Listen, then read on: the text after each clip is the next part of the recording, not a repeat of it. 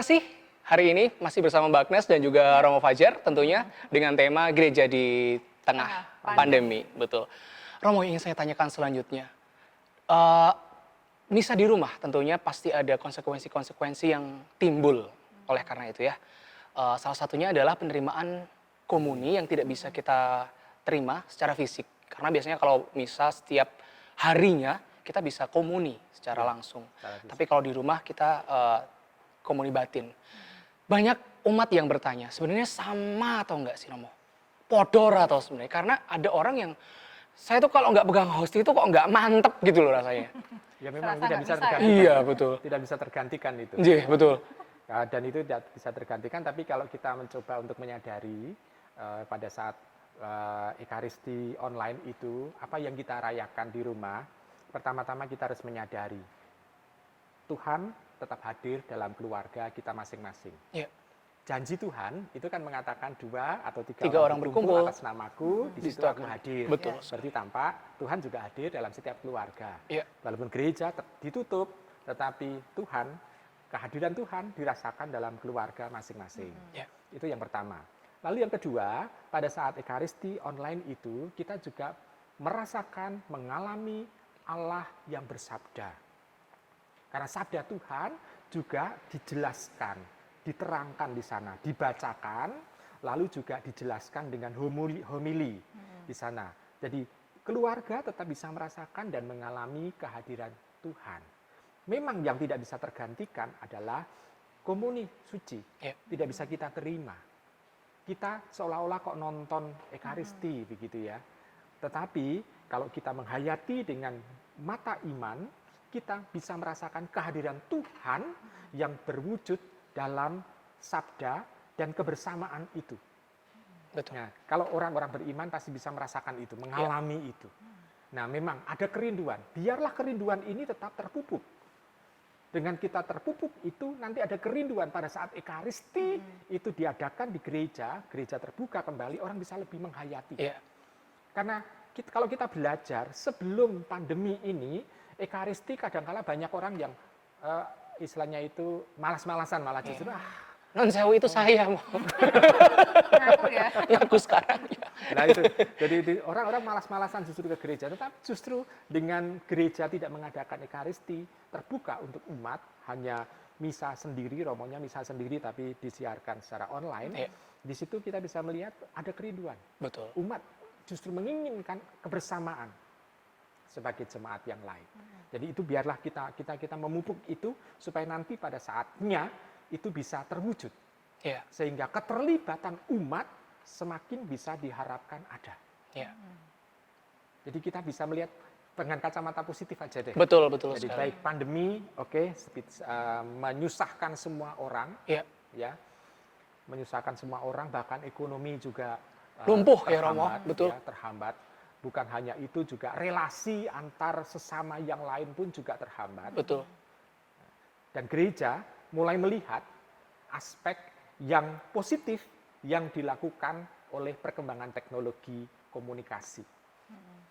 Kalau dulu banyak agama itu menganggap apa itu doa kok pakai HP segala macam. Sekarang malah Dilakukan ya. Harus dilakukan. pakai HP ya? Betul. Jadi gereja mulai melihat aspek positif. Betul. Bahwa perkembangan teknologi itu tidak bisa dipungkiri.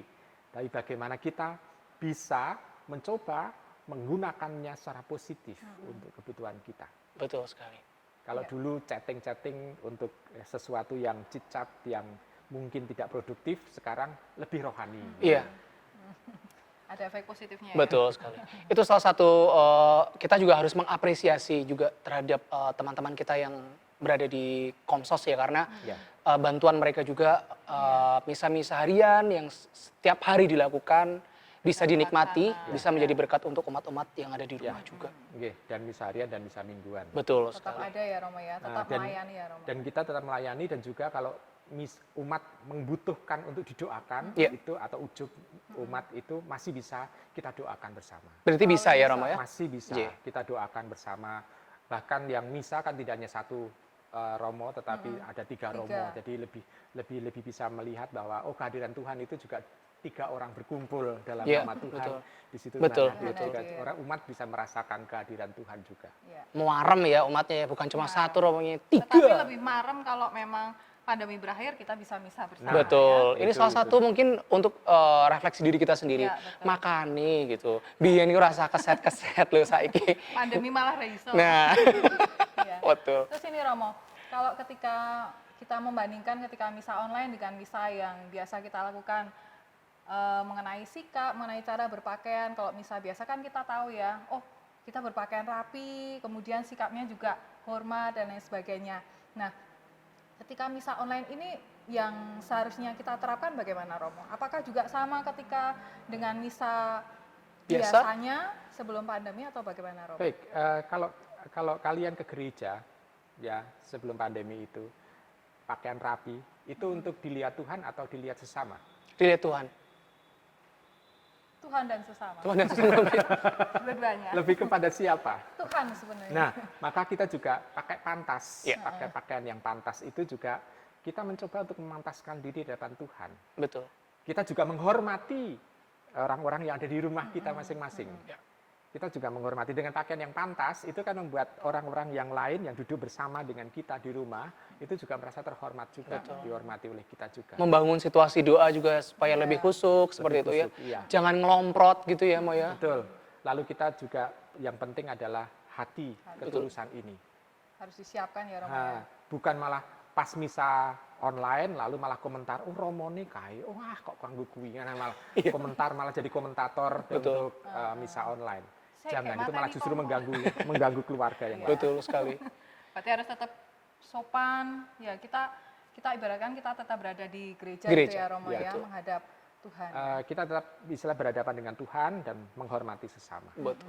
Tapi memang bisa dirasakan kalau efeknya memang ada baiknya juga.